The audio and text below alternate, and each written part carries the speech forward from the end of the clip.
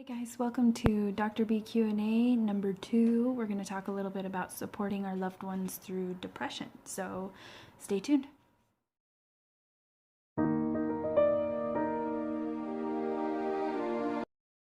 Hey, okay, so all of us at one point in our lives or another have either met somebody who are suffering from major depressive disorder, or we personally have suffered from symptoms of depression.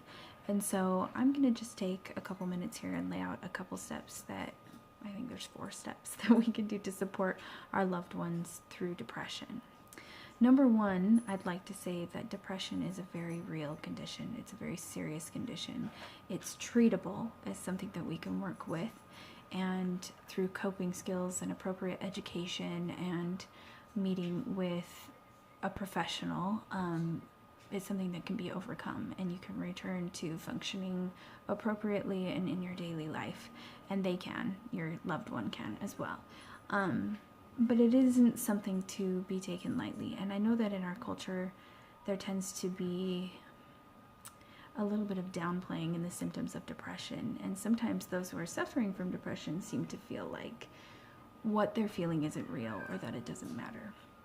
So before I get into the things that you can do, I want to talk a little bit about some things that we shouldn't do, which is to invalidate those who are suffering from depression.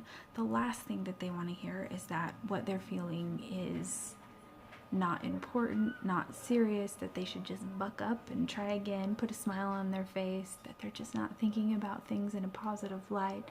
They're too negative. They should exercise more. They should try oils. They should, eat better, go to sleep earlier. They know all these things. People suffering from depression know that these things can help them, but they're stuck. They're feeling such severe symptoms that they are not capable of functioning appropriately throughout the day, which is the definition of depression. When it starts to affect your daily functioning, then you're there, and it's time to, hopefully, people understand that at that point it's time to get professional help. Okay, so that being said, I'm going to talk a little bit about what you can do to support your loved one through depression. And the first thing, the number 1 step I'm going to say, is to educate yourself. Get online. There's tons of information out there now about depression, and learn all you can. Learn what it's like to be in their shoes. Learn what they might be feeling. Learn what the symptoms of depression are. And maybe I'll do another video here next week or the week after about major depressive disorder and the symptoms that come along with that. But please understand it. Do all you can to understand it. And remember too that the symptoms of depression are not personal. They're not trying to harm you. It's not about you in your relationship with someone who is dealing with depression. It's about them. They are going through something or suffering from something that maybe we can't understand. There's tons of variables that play into why someone might be feeling depressed or suffering from MDD, or major depressive disorder, and that we can talk about at a different time. But it's not about you. That's the underlying thing there. Pretending that the problem isn't there or ignoring the symptoms will not help it go away. Validation is the number 2 most important thing. I'm going to move on to that step. Validate your loved one. Validate their feelings. Their feelings are real. Help them know that you understand that they're feeling a certain way and that it's okay. You're there to support them. You're not going to try and change how they're feeling or tell them that they shouldn't be feeling that way. One of the most common responses, I'm feeling really bad about myself, or I'm just feeling so sad.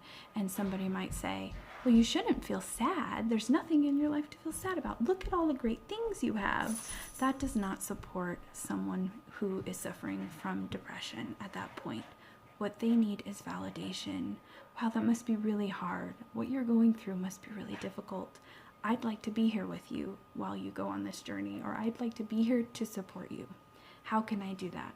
So the number 3 step I'm going to say is asking what you can do to support them appropriately. Only they know what's going to help them and what they need from you. And so asking them makes it really simple for both of you. You can say, what do you need from me?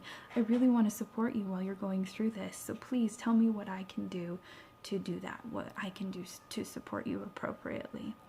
And if what they say is something that you're okay with, then you have an agreement and you can go ahead and support them in that way, in that capacity, and move forward. Number 4, I think, is where I'm at. Number 4 is going to be boundaries. If your loved one is suffering very deeply from depression, then you will probably expend a lot of energy worrying about them and trying to support them and trying to help them and doing everything you can to bring them out of their depression. You may expend all your energy really quickly, and so self-care is really important. It's something that you are going to need 100%. Take time to step away and self-care, exercise, be with your family, do the things that make you happy, do the things that give you energy, and make sure you're sleeping enough, eating enough, and doing those things for yourself. Otherwise, your energy is going to be completely gone and you're going to have nothing else to give at that point. Number 5 is suicidality, and this is a super sticky topic. Suicidality is scary, and they may be calling you and talking about suicidal thoughts because that might be really where they're at. They might be so depressed that that's on their mind and they're looking and grasping for help.